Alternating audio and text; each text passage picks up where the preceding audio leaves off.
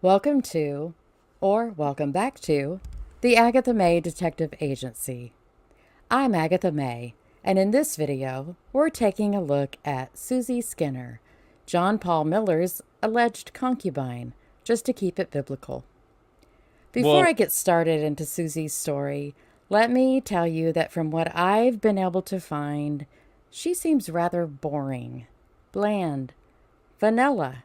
She has the opposite of pizzazz, which is why her nickname is Suzie Plain Baked Potato Skinner. I haven't found a single article, post, or write up that shows that she dazzles in any area. Maybe she just seems extra lackluster because she's following Wayne Crank Up the Crazy Miller. Suzanne Lynn Jeffress Skinner was born in 1975 in Wilmington, Delaware, to parents who seem entirely normal. She grew up in Pennsylvania, and her father owned a land surveying company in the Oxford, Pennsylvania area. And at one time, his hobby was making cheese. Now, how well, wholesome is that? Unlike John Paul's father, Susie's father doesn't seem to have skirted the law and dabbled and sometimes just dove head first into questionable and at times illegal deeds his entire life. Now, Susie's mother, on the other hand, is quite the derelict. In 2006, Mama received a ticket for an improper U turn, and I think the family is still reeling from the scandal of it all. Susie attended Oxford Area High School in Oxford, Pennsylvania. Oxford is a small borough in Chester County, and in 2020 had a population of 5,733. Oxford is in the middle of Amish country, and even though Susie's family isn't Amish, I wonder if she knows how to churn butter. In high school, Susie participated in track and field, was on the tennis team, and was an alto in the choir. whoa. I think the choir bit surprised me because she doesn't really look like a singer. I don't know what kind of look singers have, but Susie doesn't have it. She looks like a butter churner. And do you think the Amish insult each other with things like, you churn butter like a girl? Susie graduated from Oxford Area High School in 1993, went on to receive Oh, Agatha Bay, you're the a best. degree in physical therapy. Then she got the heck out of Pennsylvania and moved to Virginia. Well, that is exciting, isn't it? In 2000, Susie was working at a hospital in Fishersville, Virginia as a physical therapist. Now, Fishersville is another small town, but no one seems to be able to pin down how many people actually inhabit it. One source has the population at 9,629. Another has it as 4,998. And yet another source has the population at 7,462. Did the people in Fishersville not hold still long enough for anyone to get a proper count? Ooh. Anyway, while Susie was working amongst the wildly fluctuating population of Fishersville, her future husband Chris came to the hospital for physical therapy. I don't think Susie knew at the time that he was her future husband. Earlier that year, Chris and a friend were returning home from a night of drinking at a wedding. Chris unbuckled his seatbelt just long enough to spit tobacco out of the window, and in that moment, his friend lost control of the car. Chris was thrown from the vehicle, his spinal Jesus. cord was severed, and he was Oh, God. paralyzed from the shoulders down. They were only 700 yards from their destination. Don't drink and drive. Wear your seatbelts. Right. After Chris and Susie's initial meeting, they parted ways and didn't see each other for 2 years. In 2002, Susie was once again Chris's therapist, and one of them turned on the charm, which I'm guessing it was Chris, and they started dating. They became engaged in 2003 and were married in January of 2004.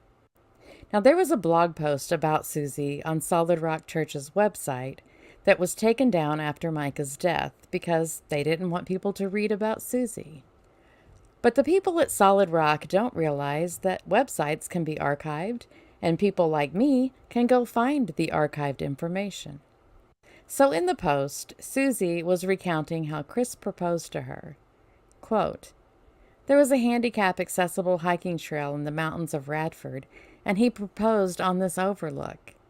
Actually, now that I think about it, that was the trail we walked on our first date. I forgot about that. End quote. Ah, geez, Baked Tater. Chris goes out of his way to find a meaningful spot to propose, and it took you 17 years to put two and two together. Susie might be simple. In 2007, Chris and Susie became parents to twins. Now, Susie and Chris seem to have moved around Virginia quite a bit, and I'd like to think it's because they were robbing banks across the East Coast and couldn't stay in one place very long. But I'm sure it was for an entirely different, completely mundane reason. The most nefarious crimes that Susie seems to have committed during this time were traffic violations. And not even exciting ones, like going 100 miles an hour while driving down the wrong side of the road, topless with a beer in one hand and a cigarette in the other, while Highway to Hell is blasting from the radio. Whoa, Agatha May! Settle down! Instead, Susie's infractions were things like parking tickets. In 2013, Chris, Susie, and the twins, how dare you, landed in Myrtle Beach, and in 2018 had the terrible misfortune of becoming members of Solid Rock Church. She said the terrible misfortune. On September 6th, 2021, Chris Skinner drowned in a community pool. Ugh. He was said to be meeting someone to play chess that morning and instead ended up in the pool strapped in his wheelchair. There were security cameras that showed he was alone at the time he went into the pool. The police ruled it an accident. As far as I know, whoever he was expected to play chess with never showed up or made themselves known.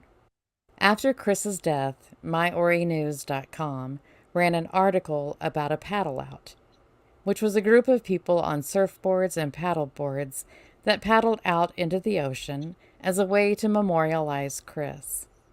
The paddlers came back, by the way. They didn't stay out in the ocean.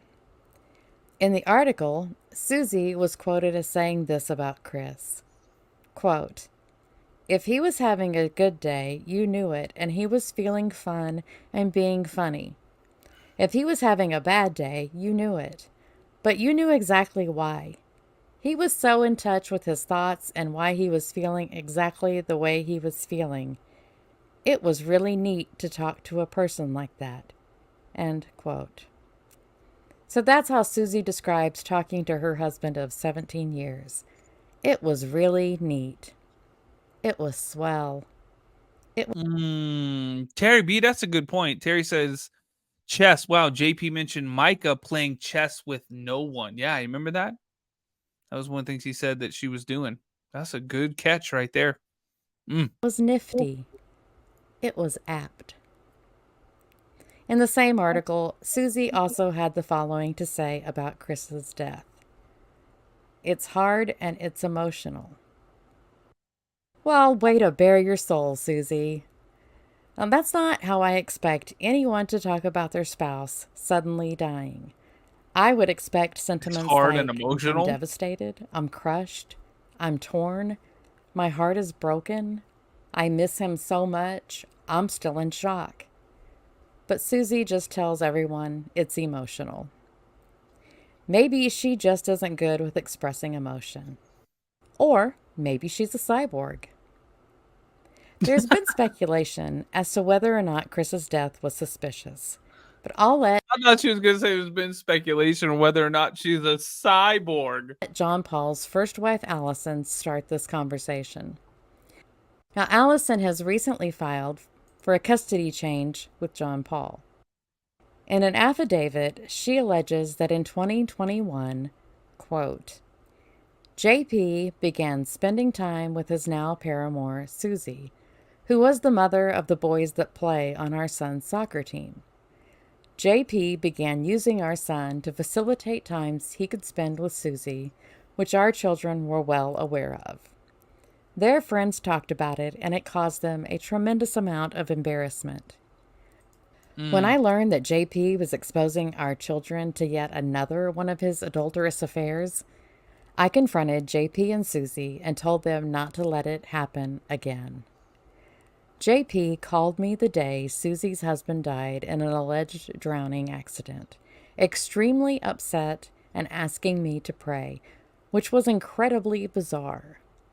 Based upon information and belief, just 2 weeks prior to this incident, Susie's husband had confronted JP and asked him to leave his wife and children alone. It is chilling to know that the spouses of both Susie and JP are now dead from tragic events.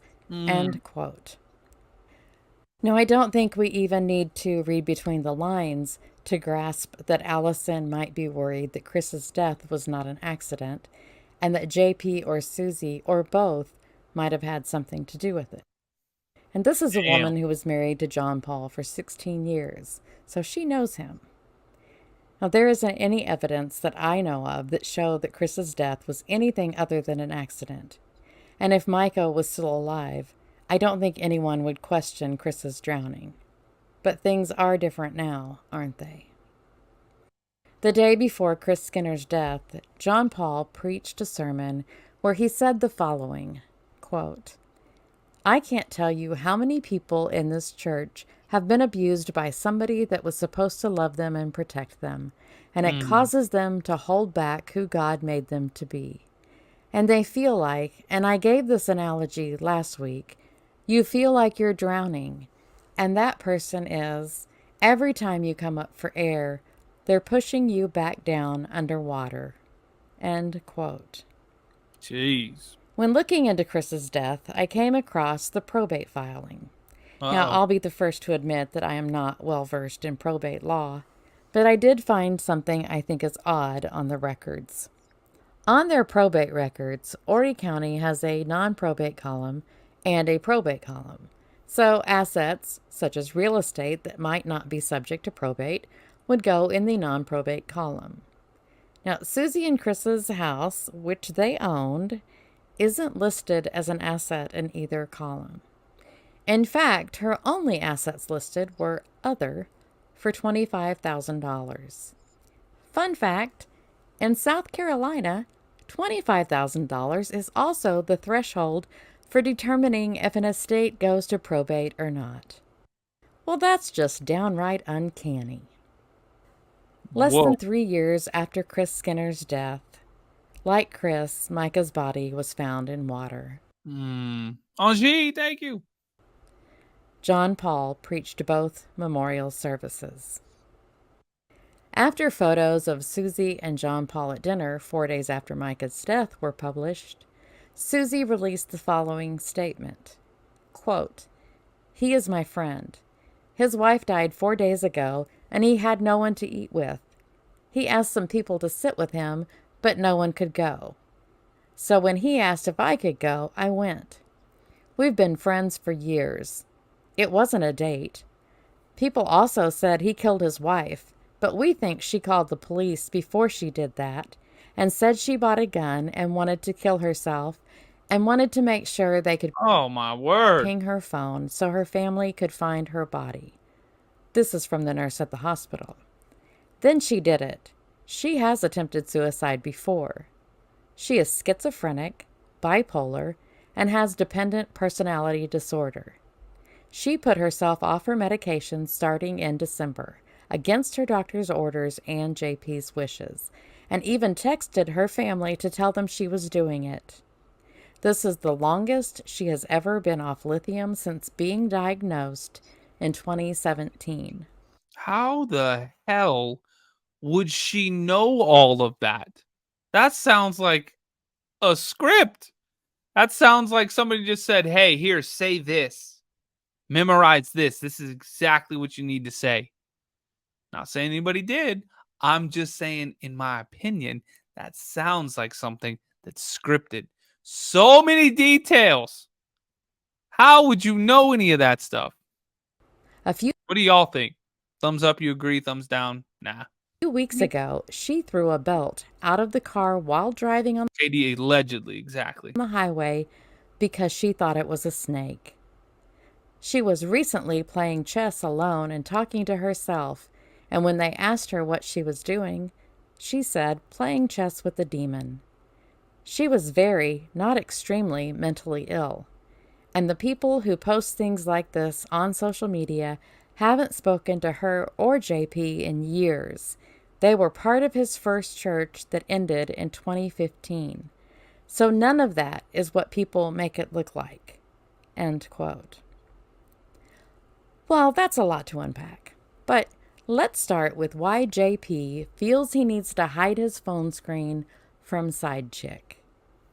She might just be one of many side dishes. So, according to Susie, she was his last choice as a dinner companion, a dinner that definitely, positively, wasn't even remotely close to being a date. She seems to know an awfully lot about Mica and what supposedly happened the day she died for someone who was just a last choice friend. And when Yeah, that part. she says, but we think she called the police, who is we?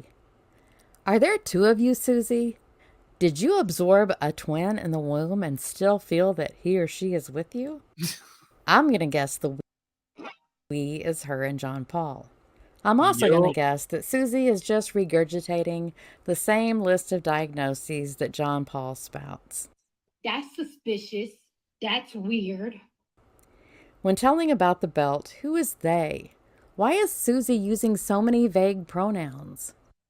Also, these photos were allegedly taken in November of 2023, and that is not how a man looks at a woman who is his last choice friend. But maybe, once again, John Paul just couldn't get anyone to go to eat with him that day.